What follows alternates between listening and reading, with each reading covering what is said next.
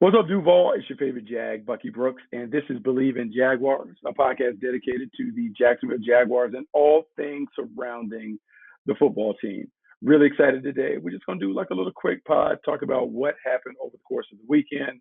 There were some nice press conferences that took place with Press Taylor, Ryan Nielsen, both talked to the media. So I'm going to kind of interpret some of the coach speak that they may have spit during those pressers, and then just begin to cast our eye towards the weekend with the first preseason game against the Kansas City Chiefs on the horizon. But first, let's pay off our sponsor. BetOnline is the world's most trusted betting platform and your number one source for everything online sports betting. Right now, you can receive a 50% free bet up to $250 on your first deposit to bet on anything from the Olympics to baseball to Formula One racing. BetOnline has every stat, every matchup, even live odds and spreads while games are being played. When the game's over, head on over to our online casino, get in on a game of blackjack or poker, or unwind with one of our over 150 slot games. Head to the website today to get in on the action. Use promo code BLEAV, B-L-E-A-V, for your 50% free bet credit on your first deposit of up to $250. Bet online, the game starts here. And it's funny because the sponsor tagline is always the game starts here. But really, guys, the game does start here this weekend. The Kansas City Chiefs, the defending back-to-back champions, come to town to take on the Jacksonville Jaguars in the first preseason game of the year. And really, it's an exciting time for everyone around football, but really for the Jaguars, their coaching staff, to really get a chance to check out some of these young players, some of these new players, and really how the pieces of the puzzle may fit together when it comes to the regular season. When we think about the preseason, what we have to understand, practices are practices, but a lot of decisions will be made on games, particularly the guys that are on the bubble. We don't have a joint practice this week, but next week against the Tampa Bay Buccaneers, there'll be a couple of joint practices that will allow the starters to play and perform against the starters from the Buccaneers. They'll get a lot of their work in during practice and probably chill out in games. Well, this first week, you may see Trevor Lawrence and the crew maybe for a series, maybe 10 to 12 plays to kind of get their feet wet, and then they're off the field, and it really will be an opportunity for all the young guys to play and play a ton. As it goes and as like teams begin to think about the preseason, that first preseason game is major for all the young guys because a lot of the guys that have flashed throughout the offseason, OTAs, the early part of training camp, those flashes are great. But you would be judged on how you perform in these games. And your performance in games will lead to, I would say, quick and maybe radical decisions that take place with the depth chart. If you're counting on a young guy to play and he struggles in the first game of the preseason, automatically you begin to kind of panic a little bit and think about who are the veteran players that can play that position. We probably can't count on him now. We may need to find an alternative. So the performance in week one is really critical for the young guys and anyone that is on the bubble because they got to hit the ground running. They have to play well out the gate to kind of give themselves a chance to continue to stay in the rotation and eventually make the squad while carving out a role that they can kind of own over the course of the regular season. So we got plenty more to talk to about the preseason, but man, it's coming fast. The fact that we have a game on Saturday is crazy, but it should be a lot of fun to see these young guys play and play well. Over the course of the weekend, though, Press Taylor and Ryan Nielsen talked to the media. And it's always great when you get access to the coaches because they tell you real stuff. They may tell it to you in code, but they tell you like they kind of give it to you exactly how they give it to the players. And I want to start with Press Taylor first because I thought Press Taylor was very insightful in terms of where the offense is. He talked about the offense clicking. He talked about how Trevor Lawrence, after that first week, where everyone was up in arms because he threw a handful of interceptions in the red zone, he's been really good after that. And Press confirmed some of the things that have been told to me about you encourage your quarterbacks to really kind of push the envelope during this time of year so they can figure out what they can do and what they can't do, what they can get away with and what they probably need to put in their pocket for a later date. And early in training camp, some of that might have been the coaches encouraging Trevor, hey man, try and fit the ball into tight windows. Try and see exactly what you can get away with. See where your boundaries are, and then we can work from there. And so when there was this outrage, I would say, over the number of interceptions that Trevor Lawrence had thrown in the red zone during the first part of practice, you got to understand timing and what the overall objective was. Timing, it was opening a camp. They were the beginning of the acclimation period. Guys hadn't been together for like 6 weeks, so the timing was a little rough, a little off. And in the acclimation period, it was a great time to kind of take chances, kind of figure out what you need to be able to do, what you can do in the red zone to really maximize your talent, and what are the restrictions that you should put on yourself when it comes to your game. And so maybe, just maybe, it was a bit of overreaction. Trevor Lawrence, by all accounts, has been solid from that point on. He's taking care of the ball. He's made some dazzling throws. He's really connected with some of the receivers over and over again. And to me, that's really encouraging to hear. But the connection with the wide receivers, that's really what makes my antennas go up, because we always know that Evan Ingram and Christian Kirk are going to be the guys. This offense is going to work inside out. Those are the guys on the marquee. But it's the others. How do they fit Gabe Davis and Brian Thomas Jr. into the mix? And Brian Thomas Jr., like there's conversations and talking to people in the building. They talk about him being a true number one, super gifted, super talented. Doesn't really say a lot, but man, he just comes to work, goes about his business, and makes it happen. We've seen it increasingly in the last few days. He's made more big plays down the field, while they've kind of diagrammed and put some of those things in the playbook on the call sheet. So we're seeing him get more opportunities down the field. We can continue to see that be a big part of how the Jags want to play when they get into the regular season. The guy that is really catching a lot of attention, though, is Gabe Davis. Gabe Davis was a big signing on the free agent market. Gabe Davis knew Chad Hall from his time in Buffalo, so there's certainly a natural connection there. He also fit a role that was needed.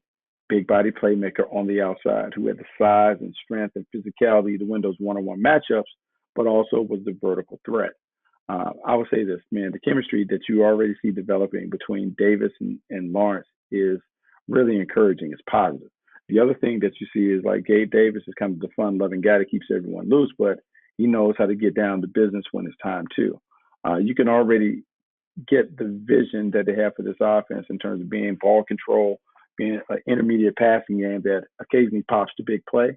Gabe Davis and Brian Thomas Jr. would be the big play providers when it comes to playing that style of ball.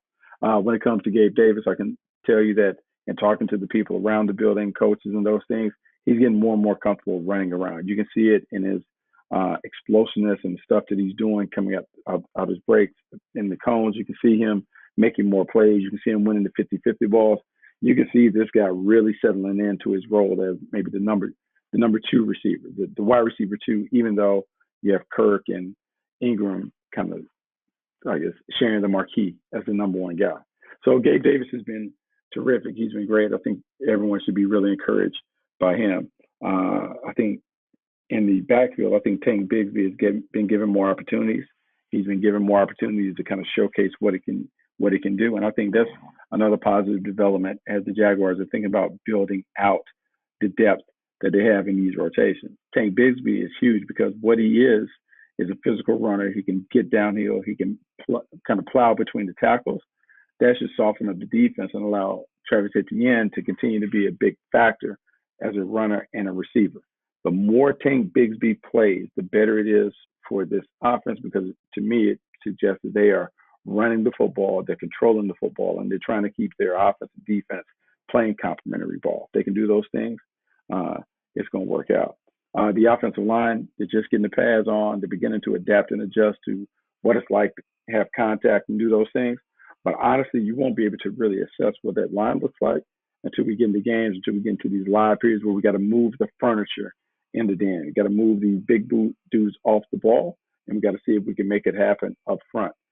Usual suspects return, but we'll see how it goes. We'll see how the crew plays together with Mitch Morse on the inside, kind of acting as the offensive leader with a handful of guys who've been there but are looking for some guidance from that pivot position. Morse should be able to supply that. And listening to Press, he talked about that. He talked about Anton and the offensive line being comfortable. He talked about more physicality being a part of their calling card, how that's been a big point of emphasis over the offseason, and how that's showing up. Like, the team is really getting after it. They're really trying to establish that as their brand.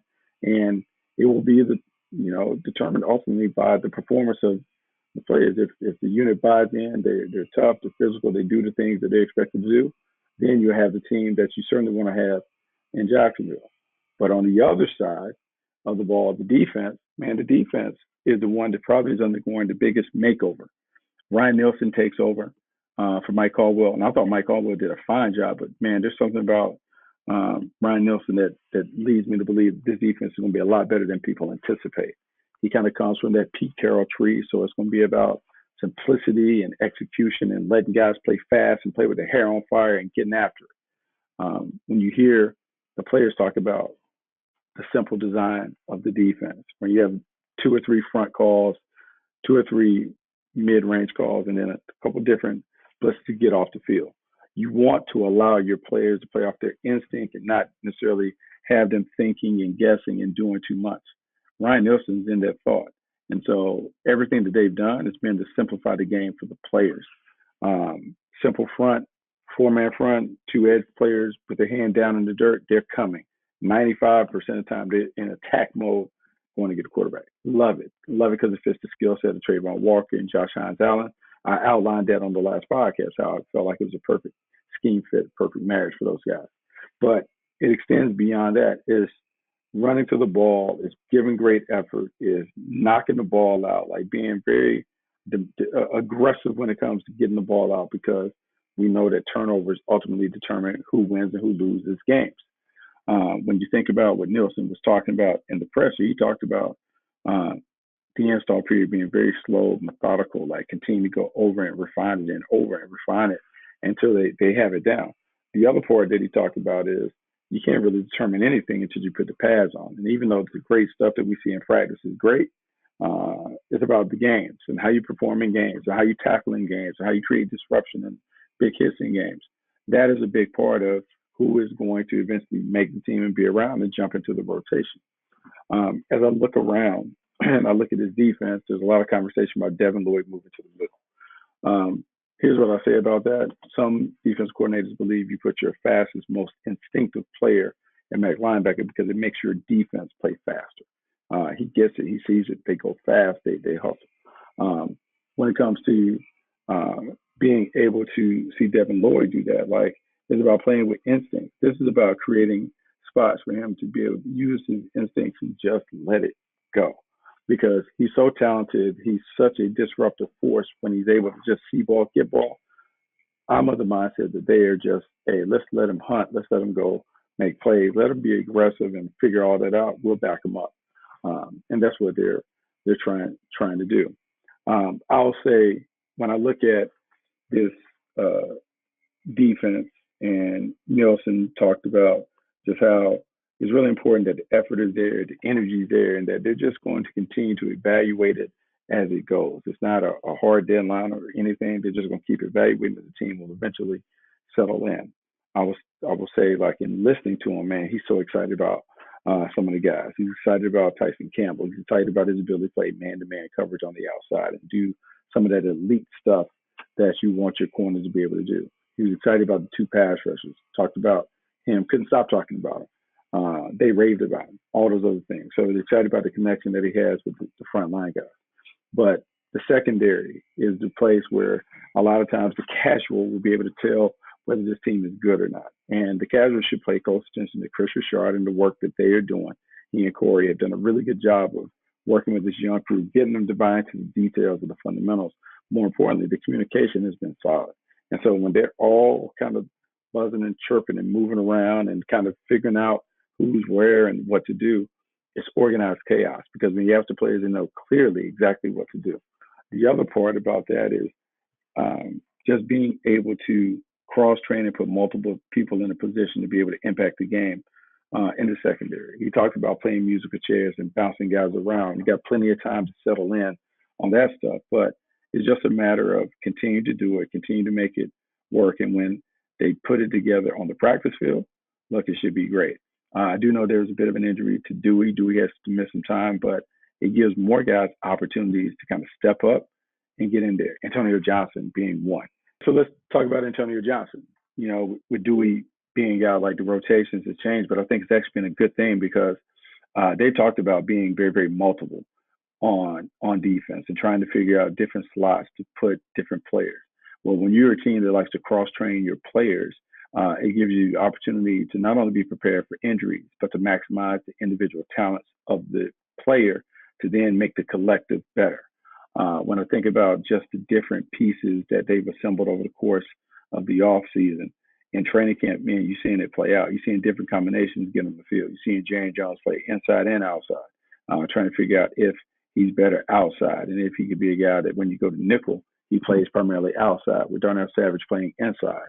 You've seen various combinations at the safety positions to give those guys opportunity to get reps, but also to kind of figure out and see, hey, if we need to play big nickel this week with 3 safeties and 2 corners on the field, or do we need to play a traditional nickel with 3 cornerbacks on the field and 2 high safeties? All of those things are being experimented with now. So when you get into the regular season and things happen, you don't have to radically change what you've been doing or give somebody significant reps that's never played a position because you didn't prepare them before. To me, and this is the theme for the overall team, this team is better prepared to have success in the regular season because to me, the organization and the way everything has been structured makes sense, and it leads to this team getting ready to play and getting ready to play at a high level. When Nielsen talked, he talked about the tackling, he talked about the physicality, he talked about running to the ball, he talked about all of those old school traditional things that you want to hear from D coordinators. But I think that the best message that I've heard, not only from him, but from everybody, is just how the guys are buying in, how they're locked in, how he has really spent a lot of time developing those relationships. And at the end of the day, it's a relationship business. And if guys buy in and trust the coach, that's when you kind of get their maximum effort. You get an opportunity to see them at their best. And based on what we've seen so far in training camp, man, I think the Jaguars are going to surprise because I think their best is a lot better than most people are giving credit to. And so that's what we do. We'll go short and sweet today. We'll talk a little bit more about the team and training camp and getting ready for that first game on Wednesday and then Friday. We'll do Friday.